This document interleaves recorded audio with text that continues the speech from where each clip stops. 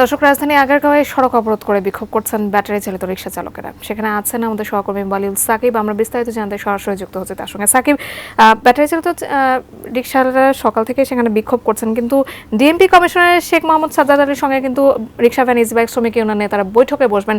এই বিষয়ে তারা জেনেছেন কিনা এবং বিক্ষোভের কি অবস্থা সে নিশ্চয়ই আমাদেরকে জানাবেন।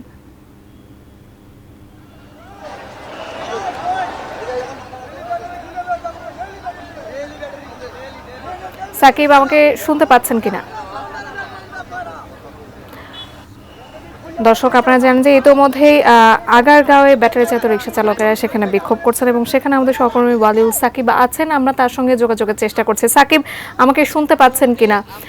কখন থেকে আসলে রিকশা চালকেরা বিক্ষোভ করছেন?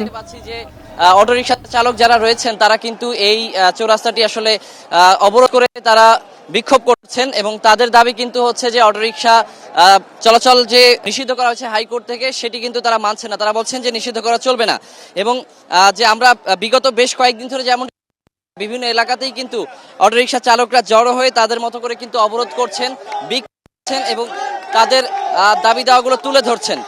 তবে আরেকটি বিষয় আপনাকে আমি জানিয়ে রাখতে চাই যে কিছুক্ষণ আগে আমি যেমনটি বলছিলাম যে সকাল প্রায় 10টার দিকে তারা এখানে এসে অবস্থান নিয়েছেন এবং এই চৌরাস্তা আসলে কোনো ধরনের গাড়ি কিন্তু তারা এখান দিয়ে চলতে দিচ্ছেন না। মোটামুটি কিন্তু সড়ক চলাচল একেবারেই বন্ধ বলা যায়, যান চলাচল বন্ধ হয়ে গেছে এখানে। আর কালার এক্সপার্ট, জর্জ স্যাপ এবং মাইল্ড অন হ্যান্ডস টেকনোলজি সমৃদ্ধ অরিক্স ক্রিস্টাল ওয়াশ আপনার লন্ড্রি এক্সপার্ট। এখানে যখন তারা আন্দোলন করছেন, তাদের বিক্ষোভ প্রকাশ করছেন, ঠিক তখনই ঢাকা মেট্রোপলিটন পুলিশের যে কেন্দ্রীয় সদর দপ্তর রয়েছে, হেডকোয়ার্টার, সেখানে কিন্তু অটোরিকশা চালকদের প্রতিনিধি দল সেখানে গেছেন ডিএমপি কমিশনের সঙ্গে আলোচনা করতে, এই বিষয়টি নিয়ে সমাধান করতে। তবে এখানে যারা আন্দোলন করছে তাদেরকে আমি জিজ্ঞেস করেছিলাম যে আসলে আপনারা জানেন কিনা। তারা কিন্তু আমাকে বিষয়টি সম্পর্কে স্পষ্ট ধারণা দিতে পারেনি। আর আমি যেটা বুঝলাম তাদের সঙ্গে কথা, তারা কিন্তু নেই, তো সে কারণেই কিন্তু তারা তাদের মতো করে তাদের যে অবরোধ কর্মসূচি, বিক্ষোভ কর্মসূচি সেটি, এবং যেমনটি বলছিলাম যে এই চারিদিকের যে সড়কগুলো বন্ধ করে দেওয়া হয়েছে, যান চলাচল বন্ধ, এই কারণে কিন্তু আমি দেখতে পাচ্ছি যে শত শত মানুষ ফুটপাত দিয়ে হেঁটে হেঁটে যাচ্ছে।